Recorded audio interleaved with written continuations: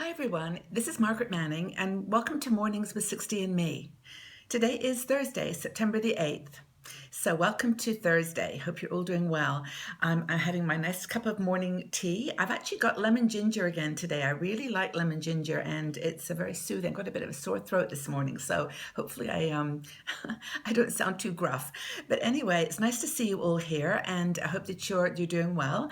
I would like to bring you up to speed on today's news and then share a story at the end that I hope will help you to start your day in a more positive and courageous way. I think it's going to be an interesting chat. So, first of all, I want to thank you for being here and also to encourage you to show your support for Mornings with 60 and Me by going up to our website, 60andme.com/mornings, and just signing up there to receive a note when the news arrives first, and also to tell a friend.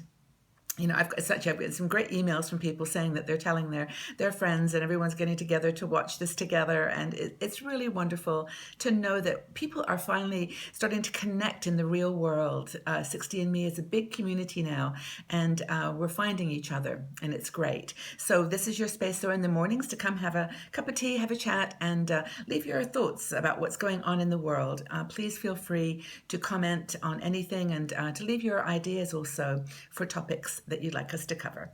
So let's go through the news. Now, for all you Apple fans, yesterday was the big announcement of the Apple iPhone 7, the new model.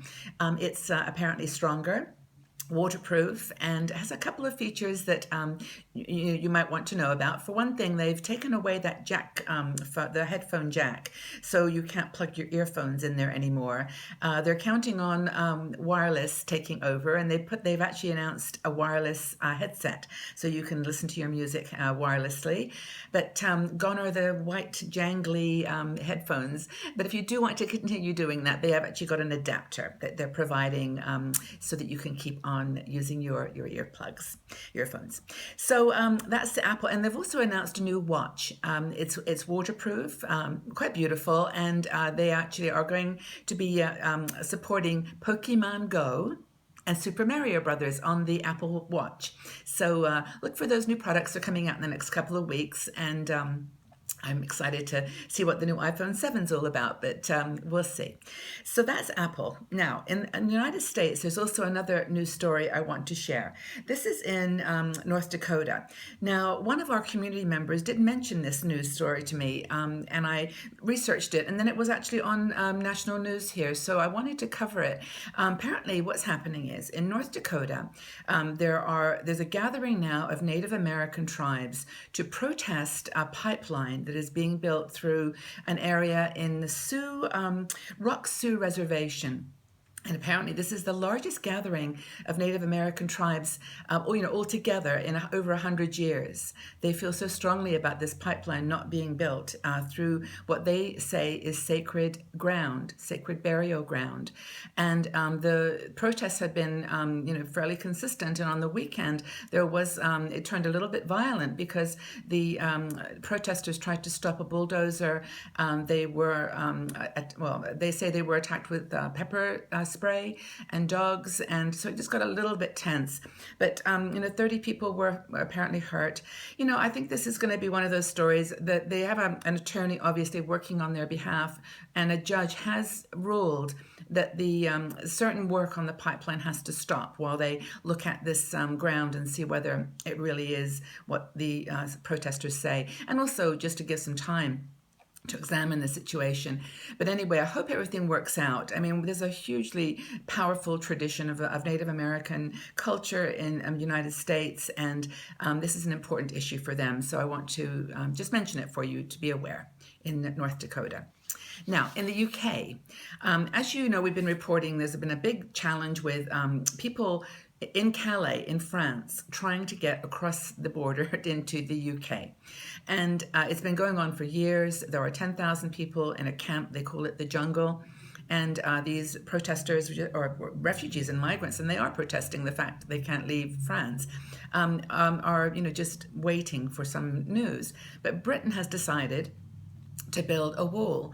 It's going to be 4 meters high, so 12 feet high, stretching for a mile, to separate this encampment called the jungle from the main road.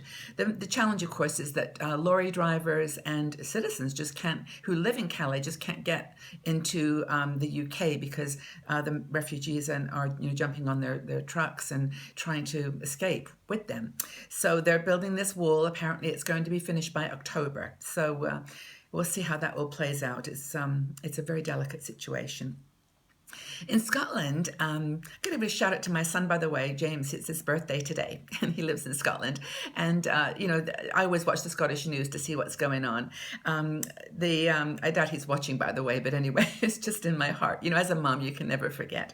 So the leader of the Independence Party in Scotland has said that because most of her population in Scotland voted not to leave the EU, they voted against Brexit, she feels that they should be given an opportunity to comment on whether or not they want to stay, and so do a redo of the referendum in Scotland.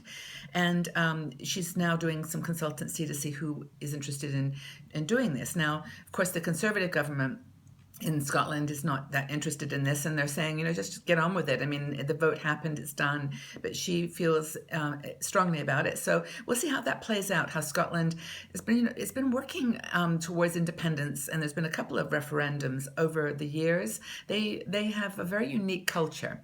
I go to Scotland quite a bit, and I agree, it's a very unique and strong-minded culture. So we'll see how that all plays out.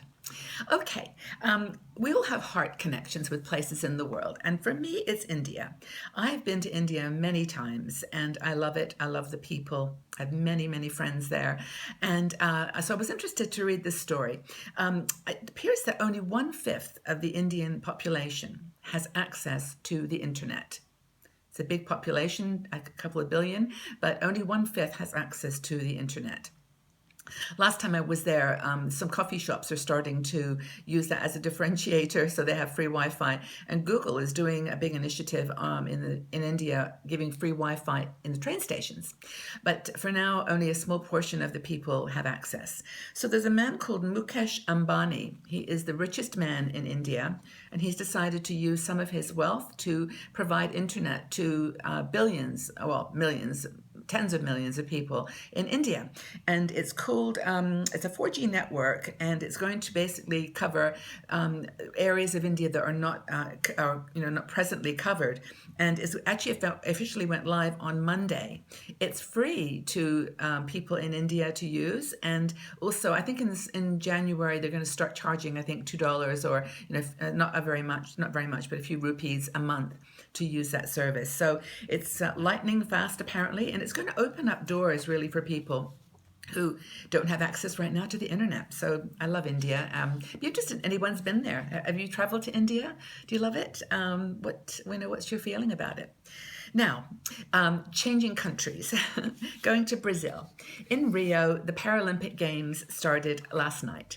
The opening ceremonies were gorgeous, glamorous, on a budget, but they did a great job. And there's about 4,000 athletes that are going to be there who are disabled athletes. And they've all got stories that are wonderful. But they had the opening ceremony last night, and the motto is, the heart knows no limits. And it was really very moving.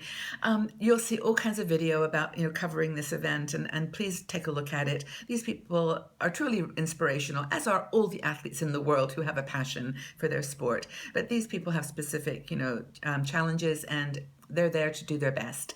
And there was one story, I hope you get to see this video, because it actually is quite emotional to watch. There's a lady, her name is Marcia Malsar, and she was a Brazilian athlete in the 1984 Paralympic Games. And she's just an amazing woman. I don't know what her disability is, but she walks, with a bit of difficulty. And she was carrying the flame into the stadium. And it was raining, and you could see the rain pouring down. It was just so atmospheric. And there she was walking with her crutches, holding the flame in her hand. And of course, the audience was just, spellbound. And then she fell. and she fell, just fell right down on the ground, and immediately just scrambled and got herself back on her feet, and she just kept walking, and several people ran out to help her, but she kind of said, it's okay, it's okay, and she just kept walking, and the audience went crazy. I mean, they just applauded and gave her support, but it was really incredible, and it just showed the courage of people who have just to try that little bit harder to do what they want in their lives. And it just made me think of all kinds of things as a mother, as a woman who knows this community, has gone through so much. I read your comments every day, and my heart goes out to so many of you who have struggled and just have real challenges, but we're here for each other, and that's what's the most important thing, is that we're not going to give up. We're going to be brave. Now, I'm going to end today with a story, an article written by someone. Her name is Tess Marshall. She, I think, she's young. I don't think she's in her 60s. The article, I'll leave you the link, was called "6 Things That Bold People Do to Live a Courageous Life." Now, of course, she says some things that she's trying to talk in the language of her people, of her generation, but it applies to us. And I want to read some of her thoughts. First of all, she just says, if there's one thing you want to do to live a courageous life, it's to take action. Just get up and do it. Just do something. Don't worry about the future. Stop thinking about the past and just move. Take action. And in spite of all the craziness and violence that's in our world today, she encourages us to embrace it all, and to not to believe in the future, to believe in yourself. Now, the first thing she says is to identify your fears and get over it. Rejection, embarrassment, fear. Just get over it. And actually, we're pretty good at this, I think. Women in their 60s are not so influenced by what people think about us, but still get over your fears. Just go for it, and have a unique contribution to make to this world. So don't deny the world that. The second thing is, do your own thing. Whatever it is you do, embrace your uniqueness, embrace your individuality, and don't try to, follow the lines. Don't color in the lines. Color outside the box now and again, and do your own thing. That's part of being courageous. Is not trying to be like someone else. The next thing is to see the big picture.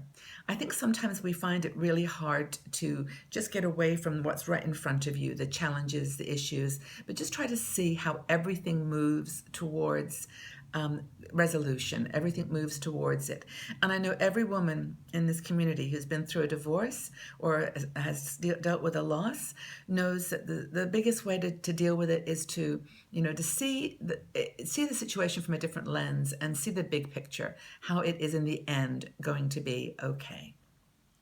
And she actually gives some ideas too of doing this exercise of writing down all the people in your life that have uplifted you, that have supported you, that have given you that lens on your life, and to celebrate them in your world. The other thing is to always do your best. You're not always going to succeed. You're not always going to be perfect, but you are precious, and whatever you're trying to do, whatever your battle is, to be courageous is just do your best. Just give it your all. The next thing she talks about, which I really love, and we've just written about this, is not being afraid to ask for help. Women over 60, I think we get into this mode that we can do it all ourselves. We don't have to ask anybody. We're strong. We're brave. But it is okay now and again to ask for help. Ask friends. Ask this community. Ask people who are here with you side by side to give you a hand. Don't be afraid. Let's stick together. And I think the other thing she then summarizes is to practice action, belief, and courage. This is her ABC.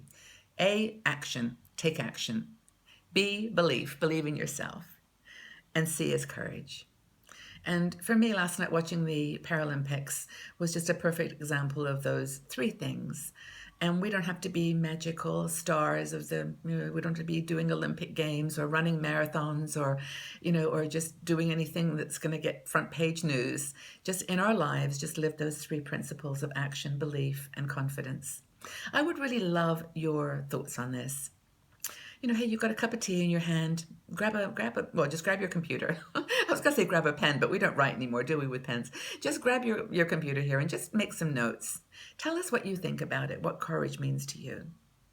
And I actually have a quote here that I'd like to share from Mary Ann Rodmaker. I don't know who, she's a writer, I think, or an actress, but she says, "Courage doesn't always roar. Sometimes courage is the little voice at the end of the day that says, I'll try better tomorrow, or do better tomorrow."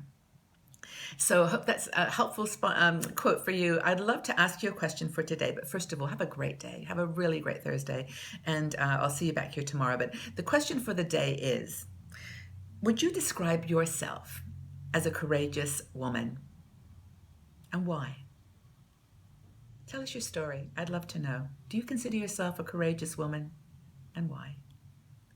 Okay, everyone, have a fantastic day. Thanks for being here. We'll see you tomorrow on Mornings with 60 and Me.